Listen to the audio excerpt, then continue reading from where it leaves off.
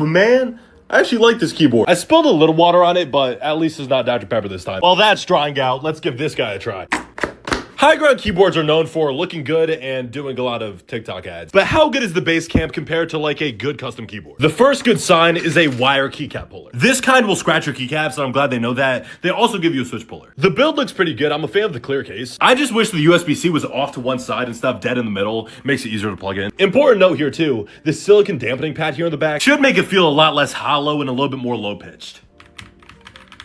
Oh yeah, these switches were definitely lubed up, and you see this little box structure around the stem? That makes the keycap wobble a lot less. Damn, that RGB too. For 119 bucks, you could probably build a keyboard that feels and sounds a little bit better, but it wouldn't be easy. It's pretty dang good out of the box, and it's 5-pin hot swap, so if you want to upgrade it down the line, you can. This is paradise. Yo.